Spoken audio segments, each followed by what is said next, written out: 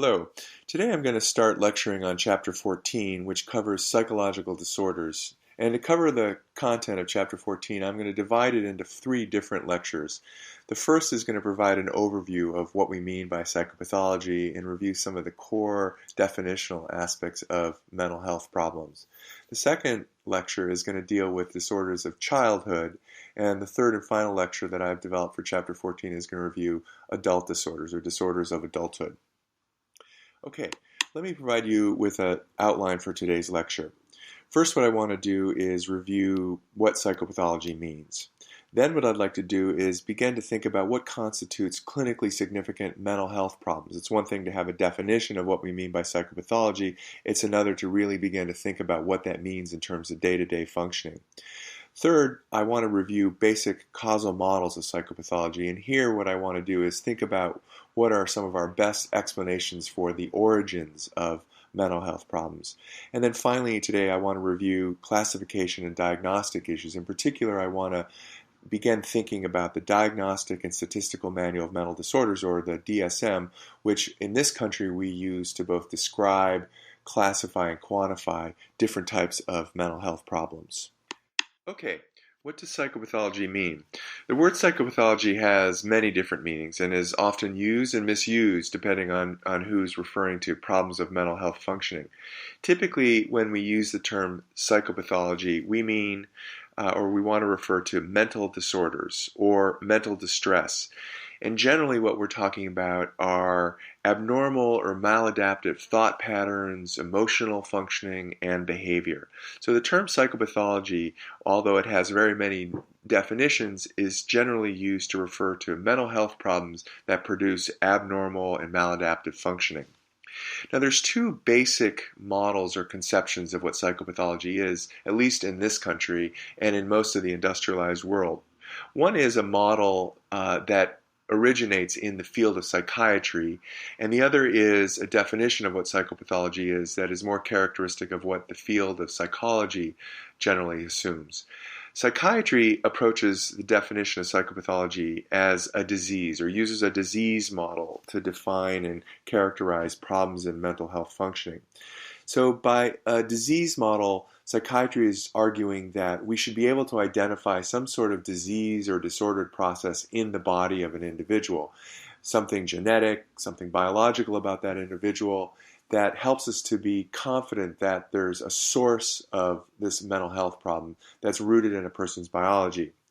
Psychology, by contrast, tends to think of it less as a discrete disorder or a disease state, but rather thinks about psychopathology on a continuum, ranging from non-symptomatic, normal range behavior all the way on up to more clinically disturbed and clinically significant kind of problems.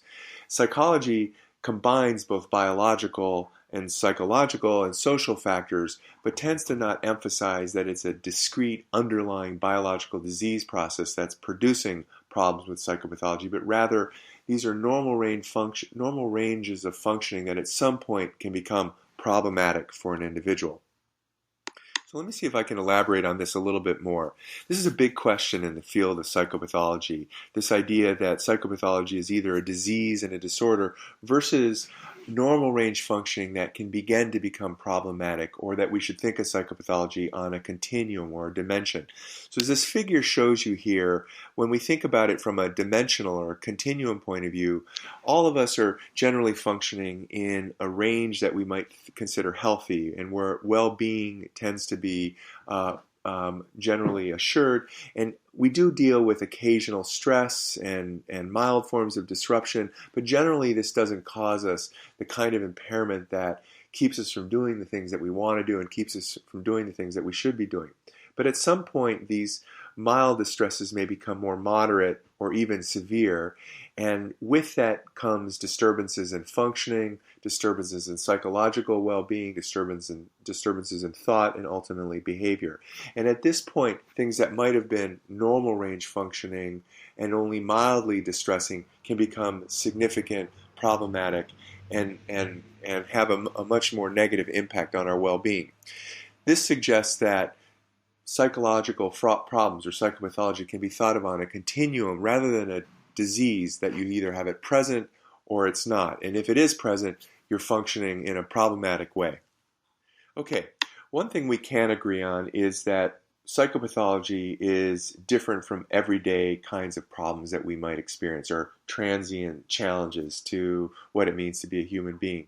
So the field of psychopathology is challenged with the task of distinguishing what would be normal low points in life and focusing on when these kinds of typical forms of distress become overly severe and last for too long. So issues of severity and duration are one of the criteria that we use to separate normal range problems from things that we might consider psychopathology or problems in adaptation. So we look for abnormalities in psychological functioning using 5 different kinds of standards or 5 different kinds of criteria. The first of these we often think of as personal suffering, and by this I mean subjective distress. So we think that psychopathology is present when somebody subjectively feels that they're dealing with a great deal of distress or dealing with a great deal of suffering. You and I might not be able to see it on the surface, but somebody may report to us that they're dealing with a great deal of distress. This would be one way in which we might agree that somebody is dealing with psychopathology. Another way is to focus on somebody's behaviors and ask the question, do those behaviors violate normal standards of conduct? In other words, do somebody's behaviors go against what most people in society would agree are normal range and adaptive levels of functioning?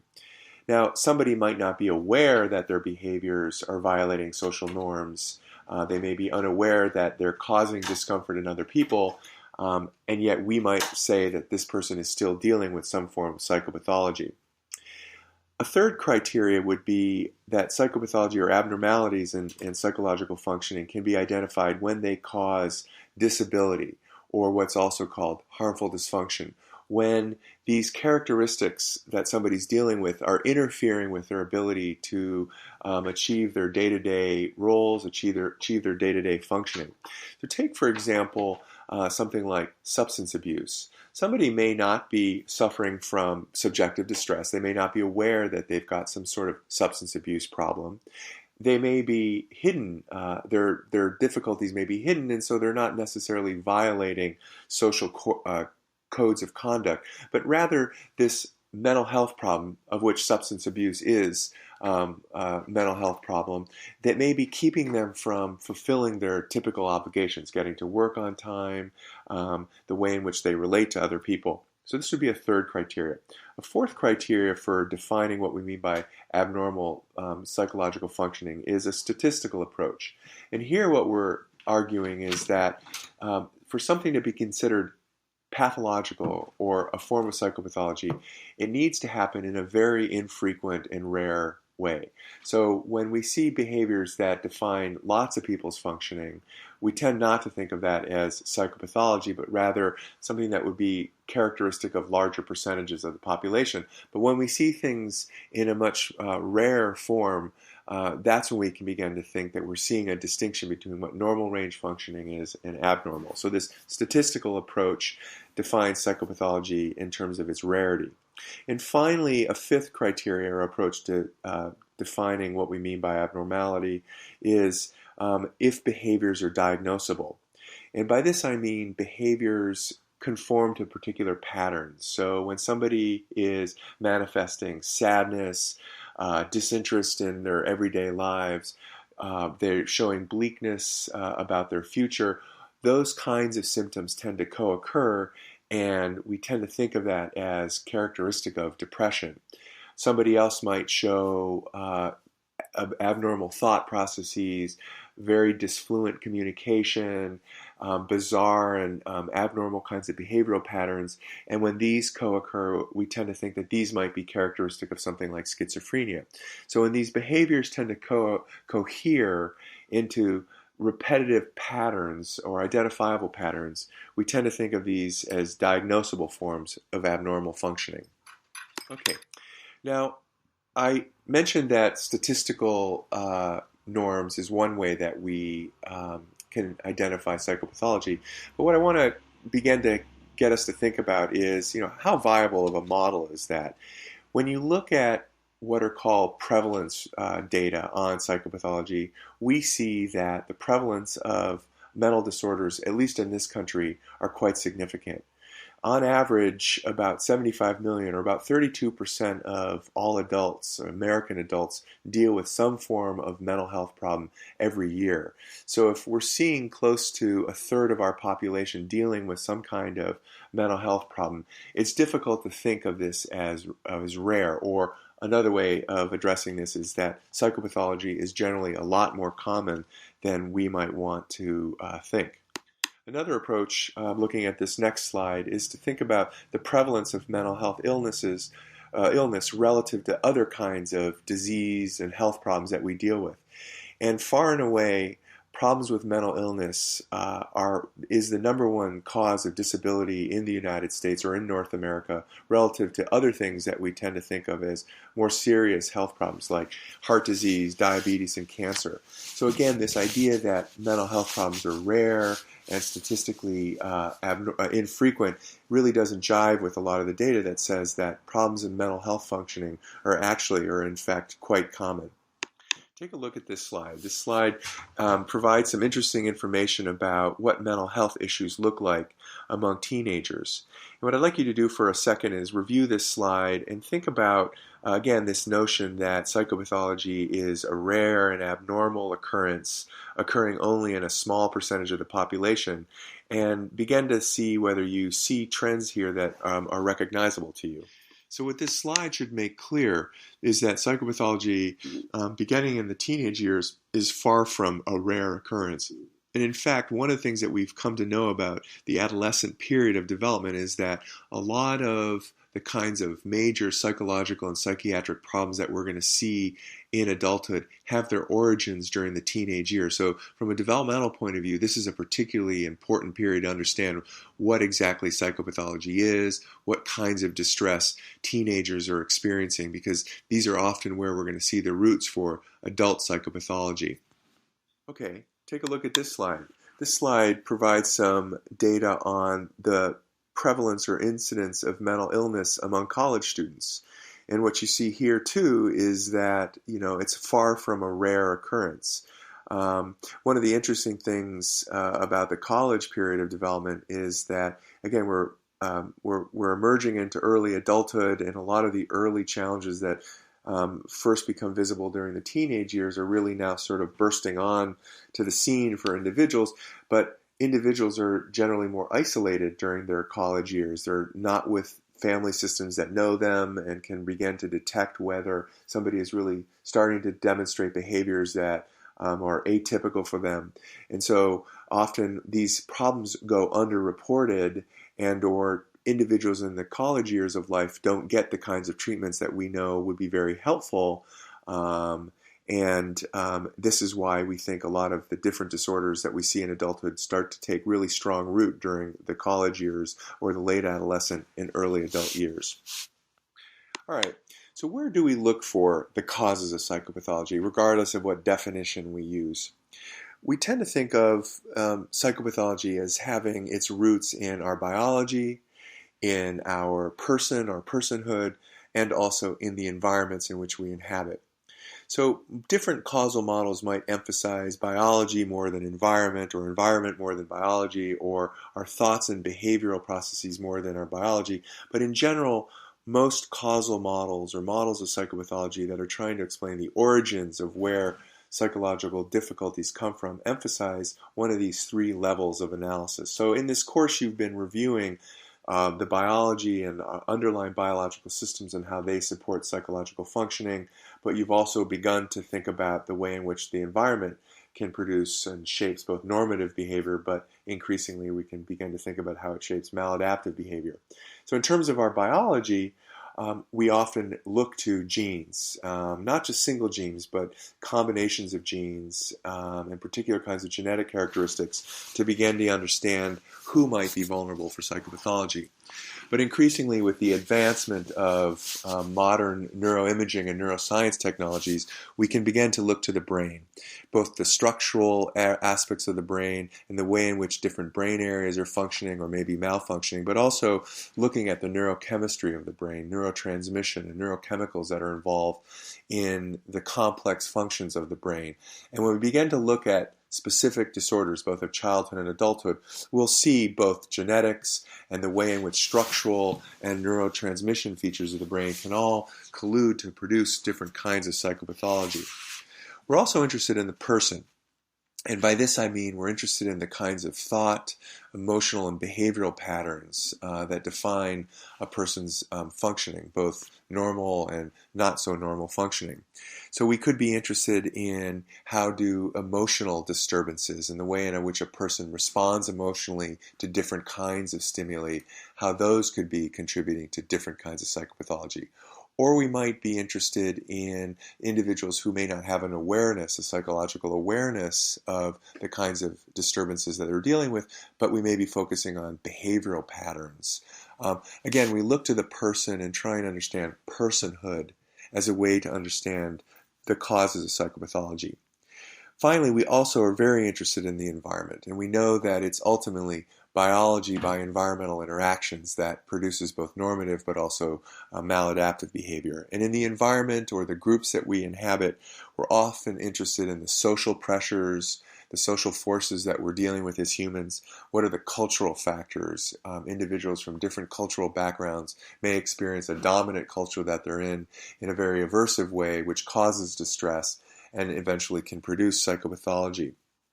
The environments that we all inhabit, especially today, are increasingly stressful environments. The work life that we're all dealing with, the demands on us financially, the demands on us socially produce different kinds of stress, which slowly and surely can erode our health and well-being. And also we're increasingly interested in the kinds of exposures that we have in the different kinds of environments that we live in. So as our climate change is advancing rapidly and we're seeing, the degradation of our planet's health, we're also finding that it's having a profound impact on our mental health functioning and our well-being. So these are the places that we would look to understand the origins of psychopathology. Okay, so when we're interested in explaining what causal models are or identifying causal models, we're talking about understanding the etiology or the cause of different kinds of psychopathology, and in particular our models are trying to account for what factors come together to contribute to the development, the origins of different kinds of disorders. And so in the way we look both to biology, person, and context, we have different theoretical models that try and put their hands around each of these different factors in different ways, prioritizing one over the other. So for example, we might have what we call family models of psychopathology. And here, it isn't that we might discount somebody's underlying genetics or biological characteristics, but rather what we would look to is the emotional and behavioral features of family and family context. So we might look to disturbances in parenting and parent-child relationships, especially early in life, as the major causal factor in the development of psychopathology. Or we might take more of a sociocultural point of view, and here too we might put less emphasis on underlying biology and move beyond even the immediate person or person by family context and look to the larger social and cultural context to understand sources of psychopathology. It's no coincidence that minorities in the United States, people from different cultural and racial backgrounds, are often dealing with very disproportionate levels of distress in the form of racial oppression, financial oppression, and these have a direct correlation with disturbed behavioral and emotional functioning. We wouldn't say that the disturbance necessarily lies within the individual, at least not in terms of its origin, but rather a sociocultural model would say there's a mismatch between the individual and the larger society, and might even look to the developmental or causal origins of psychopathology in the social context. Cognitive behavioral models of psychopathology, by contrast, are really interested in trying to understand the way in which our thought processes and the behaviors that those thought processes govern, really looking at thought and behavior to understand the origins of disturbed psychological functioning. So, for instance, a cognitive behavioral model for depression would argue that it's disturbances in how we perceive ourselves, how we perceive the context that we live in, and disturbances about our hopes and beliefs in the future that underlie depression. So rather than looking to cultural factors or familial factors, really we're just looking from a cognitive and behavioral point of view at these underlying thought, emotion, and behavioral processes. And then we could also take, as the field of psychiatry would take, a very biological focus. And here models of psychopathology would really emphasize issues of genetics, issues of brain and brain functioning, or other kinds of physiological and biological characteristics.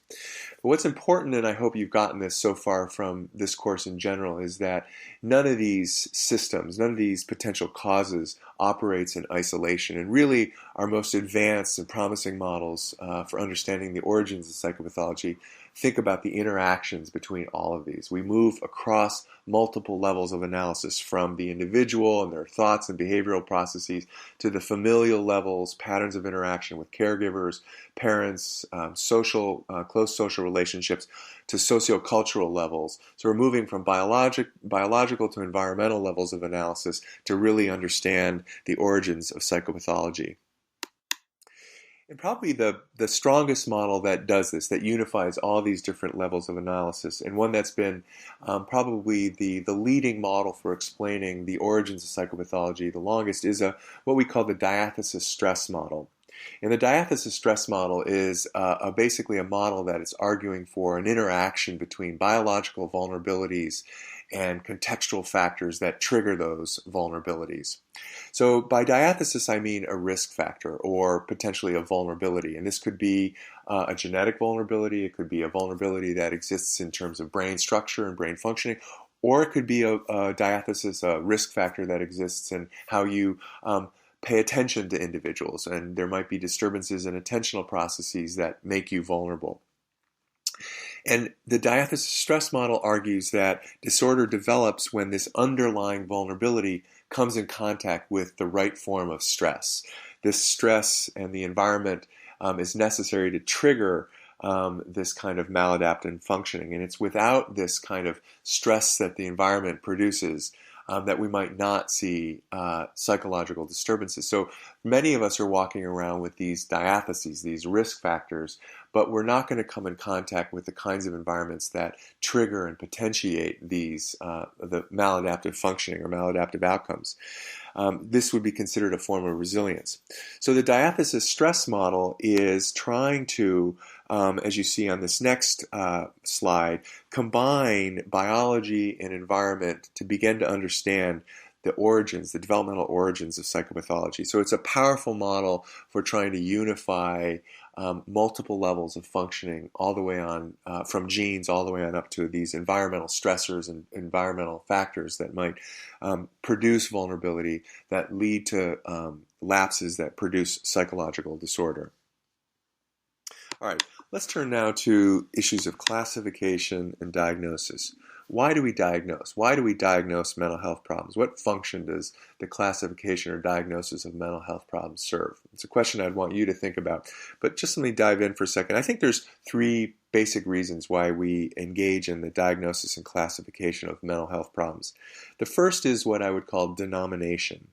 And we classify or diagnose different kinds of behaviors in order to provide a common name or a common way of referring to these patterns of mental health disturbance. You and I might experience, say, sadness in very different ways subjectively, but if we're manifesting some of the same kinds of emotional and behavioral features, using the same common language gives us a place to begin to think about what that problem is and ultimately how we might treat it. Qualification is elaborating on this sort of common way in which we might describe problems. So by qualification, I mean enhancing the usefulness of a category or a set of denominators by adding additional descriptive and useful information. So something about the severity of these behaviors that you and I might experience, and how long, and what's the duration. Do these different behaviors show patterns over time that replicate not just within you, but also across individuals? So adding and qualifying these basic descriptions. And finally, prediction. We engage in the process of classifying and diagnosing mental health problems with the primary objective of predicting what the long-term outcomes might be. the clinical course, how somebody's going to respond to treatment. These are all challenges of prediction. So the diagnostic process is a process of placing individuals into a category or a set of characteristics that describe the mental health problems that an individual is dealing with. And it's the beginning point for how we can begin to think about what are the causal origins of a problem and ultimately how we can treat that problem. Okay, so if we're going to engage in processes of diagnosis, what we really need is a diagnostic system that organizes this approach and organizes efforts to quantify, classify, describe different kinds of psychopathology. And so what I want to do now is review what is called nosology, or our current diagnostic system. And different kinds of diagnostic systems assume that we can distinguish both normal from abnormal functioning. We use diagnostic systems to be able to make this differentiation. In many ways, all diagnostic systems, especially in the fields of psychiatry and clinical psychology, really do originate from a biomedical view of what abnormal functioning is. And in the United States right now, our diagnostic system, or nosology, is known as the DSM, or the Diagnostic and Statistical Manual for Mental Disorders. So in this country, the major nosological system or diagnostic system has been the Diagnostic and Statistical Manual of Mental Disorders, or DSM. And as you can see here on this slide, it was originally published in 1952, and we've been through a number of editions and revisions since. I'm not going to be talking about these first three versions. They're interesting in their own right, and they reflect some of the dominant views of what normal and abnormal functioning are or were at the time. But one of the criticisms of all those earlier versions was that they were really lacking in the science or science to support what these different disorders were. Instead, what I want to do is I want to start by focusing on DSM-4, which was first published in 1994, and it really marked a radical transition in how at least psychiatry and clinical psychology in this country thought about or conceptualized mental disorders. So with the publishing of DSM-4 and then ultimately its revision in 2000, what's called the DSM-4 text revision, we finally began to believe that we could distinguish normal from abnormal behavior, for better or for worse. And again, this really reflected the dominant view that mental health problems had their basis in biological functioning or disordered functioning. And so the DSM really reflects a biomedical and medical view of what psychopathology is. And it takes a very categorical approach as opposed to this continuum or dimensional approach. And it's not an issue of degree, but rather kind. In other words, people have a disorder, a disease is present, we're going to see the behavioral and psychological manifestations of that. If they don't, we're not going to see those kinds of disturbances. One of the things about DSM-4 was it's largely a subjective system in that it requires the expert opinion of trained clinicians to determine whether a diagnosis is indicated or not. So in the hands of trained experts, this classification is used to classify the different kinds of behaviors that individuals are producing. So the DSM is looking for what we first call signs, and these are observable phenomena, things that you and I could objectively observe and describe as being reflective of some kind of disturbance. Symptoms, in contrast to signs, are what patients or what individuals bring to these experts, and these are really the subjective forms of distress that individuals report to trained professionals about what they're dealing with. And the DSM is looking for co-occurrence among these different signs and symptoms. And it's when these signs and symptoms co-occur in specific kinds of patterns that we tend to think we're talking about a syndrome. So major clinical depression has a set of signs and symptoms. When they tend to co-occur, we think are characteristic of what we would diagnose as being clinical depression. Okay, so the DSM-4 had a number of strengths, and the major strength, as I suggested a minute ago, was it was really a document that reflected the use of science and research to advance our understandings. But it had a number of other characteristics that were important in terms of its strength. The first was this effort by the developers of it to avoid what I would call the dogma of dominant theories or ways of thinking about what psychopathology is. And again, it tried to place the emphasis or the burden on proof that we needed to have not just theoretical accounts of what psychopathology is, but have a diagnostic system that's really designed to capture what you and I are experiencing as subjective and observable forms of distress. One of the other strengths of the fourth version of the DSM was that it really lent itself to a much greater degree of reliability.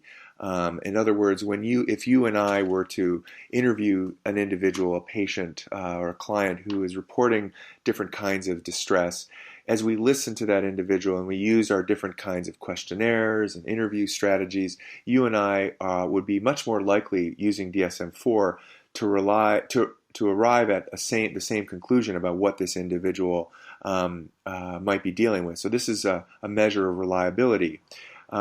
If an individual were to come back in 1, 2, 3 months and there had been no change in the kind of distress that they're experiencing, if you and I sat down to interview him or her again, we would likely arrive at the same conclusion. And this would be what we call test-retest reliability. So DSM-4 really began to improve the reliability of our different diagnoses or syndromes.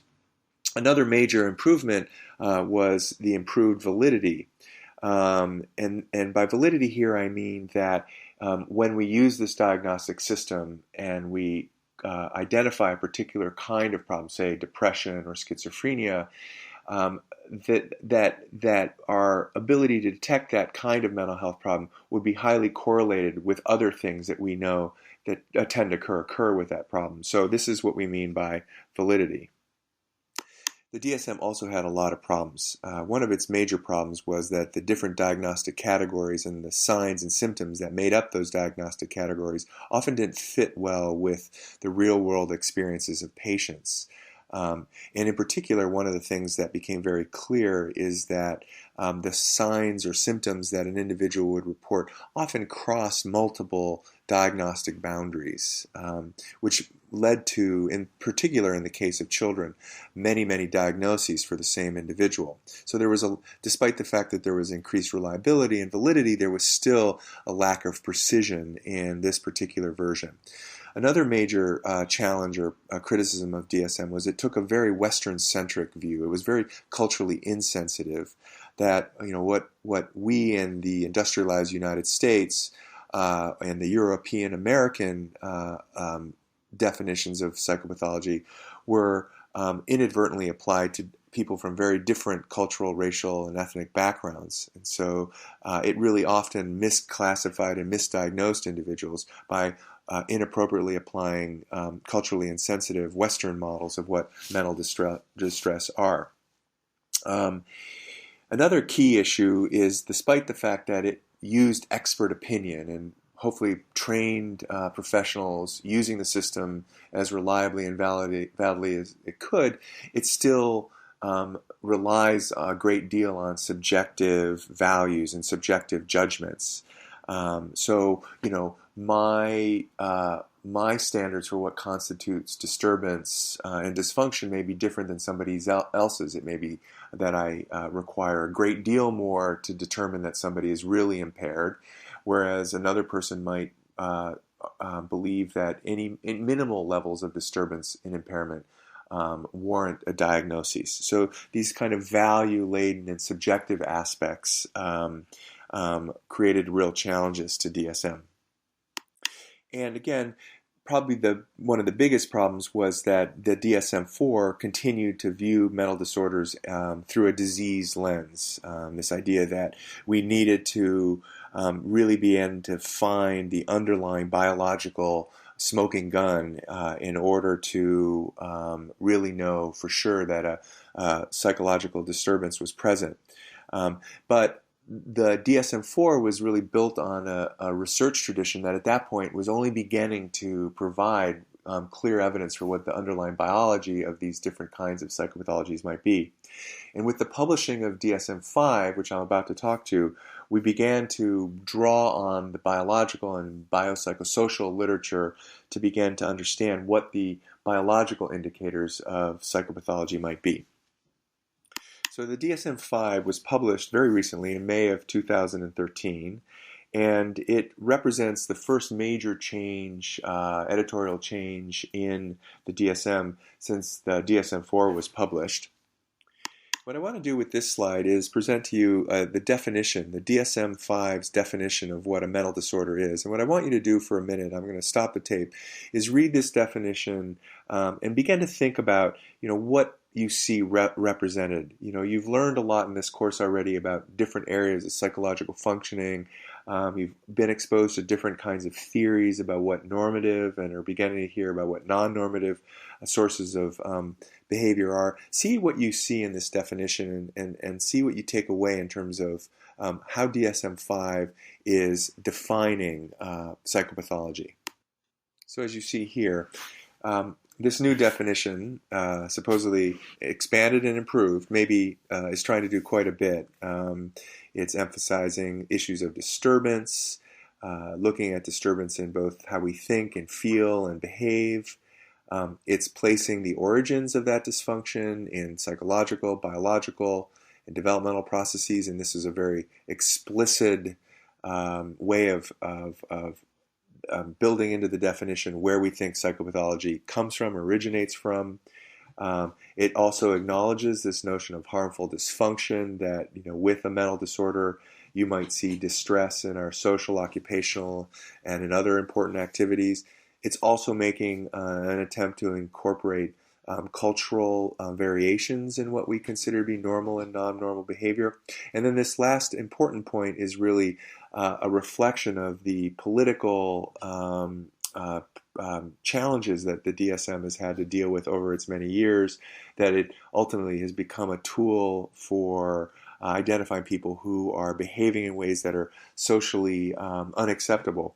And what the DSM is attempting to do here is to differentiate what might be socially deviant behavior from something that is truly behavior that has a mental disorder underlying it. So you could be behaving in a socially deviant way and not be expressing psychopathology, whereas somebody else might be, and that could be based on psychopathology. So this expanded definition maybe is going to try to do a lot more than was done in previous definitions, and we'll see how well this guides the field as it moves forward. So even more than the DSM-4, which was really an attempt to reflect the science of clinical psychology and psychiatry, to build a new nosology on the emerging research literature, DSM-5 even more firmly has put itself standing on the shoulders of research. And one of the things it's trying to do is to remove some of the subjectivity that's was inherently built into the earlier DSMs by creating diagnostic categories that are really based on some of the newer, more advanced sciences that we're using to understand what psychopathology is. So research that's coming out of the molecular genetics and genetic field, or the neuroscience of what psychopathology is. So the new neuroscience of what different kinds of disorders are is providing us with ways of differentiating normal from non-normal and understanding what goes wrong with different kinds of pathologies. So again, the DSM-5 is really an attempt to move from strictly describing current problems in mental health functioning, and also incorporate an understanding of where those problems come from. So this is really the first time the DSM has really tried to incorporate the research literature that helps us understand the developmental origins of different kinds of psychopathology, for better or for worse. So by way of quick review, the DSM is structured as a diagnostic system into three major sections. The first section, section 1, is the basics. And unlike the DSM-4, which really didn't have a lot of instruction for how to use the nosological system, DSM-5 has developed a full section on how do you actually use this system. What's the diagnostic process? What are the agreed upon, scientifically and professionally agreed on approaches to using the system? Section 2 is really the heart, the meat of the DSM-5, and that's all the different diagnostic categories and the criterias and the different codes that are used in the diagnostic process. And Section 3 really kind of reflects what was discussed in Section 1, and this is where anybody using the DSM is provided with ideas for what are the best measures, what are the best tools that we can use to assess whether psychopathology is present, or the best tools to use to differentiating when normal range functioning stops and problematic or abnormal functioning starts. So you've seen in Chapter 4 that there's an emphasis, Chapter 14, that there's an emphasis on different kinds of assessment tools and techniques. I'm not going to review those here, but Section 3 of DSM-5 is really trying to put its hands around what the state of the art is in terms of diagnostic tools and instruments. Now, in terms of the organization of the disorders that are covered in DSM-5 are really what's Section 2. One of the things that's an improvement in DSM-5 is that the disorders appear in an order that reflects developmental and lifespan considerations, and this is very different than what was there previously. So it begins to provide the diagnostician, the professional, with a way of beginning to think of where somebody is developmentally, what kind of history does he or she have, and that might precede what you're seeing right now.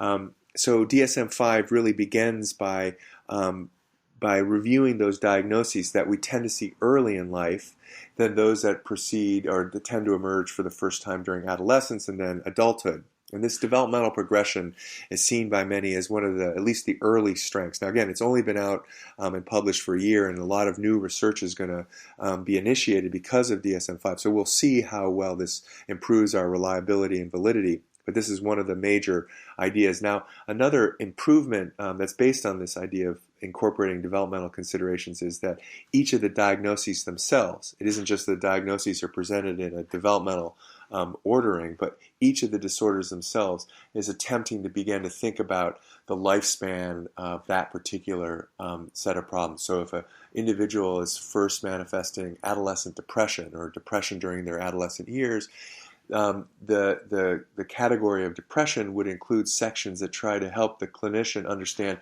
what might have come before the depression, what might have been some of the childhood symptoms, what kind of disturbances might he or she have been showing in her peer or his peer relationships, at school, problems in family. So trying to put a larger developmental context around it. This is seen by many as perhaps one of the most important improvements in how we describe each of the disorders.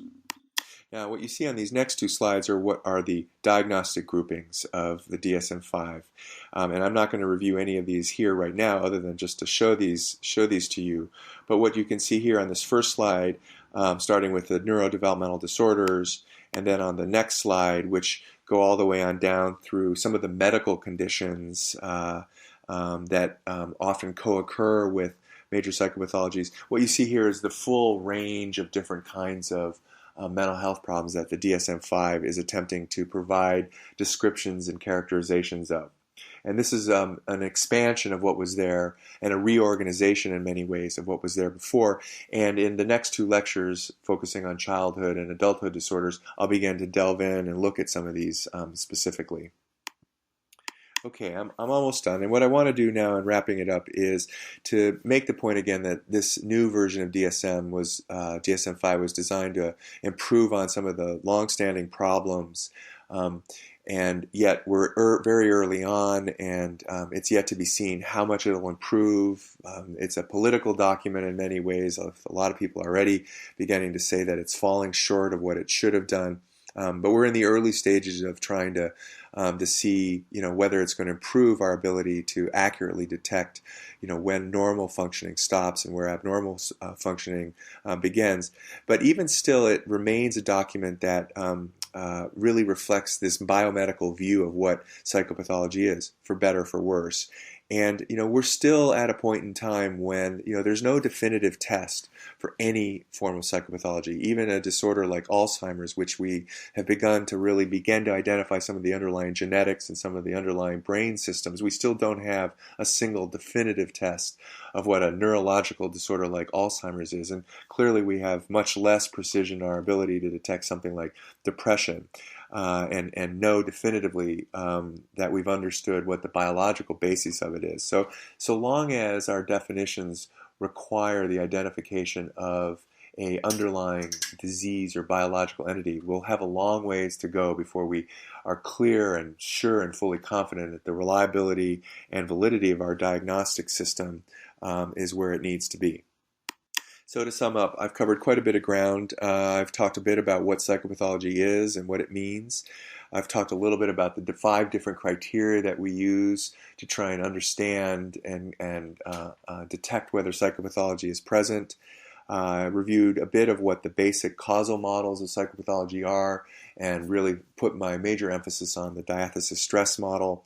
And then I finished today by introducing you to the Diagnostic and Statistical Manual System, the DSM system, and the new system, DSM-5. And as I get into disorders of childhood and also adulthood, I'll be using DSM-5 and showing you how DSM-5 looks at each of these specific disorders. Thank you.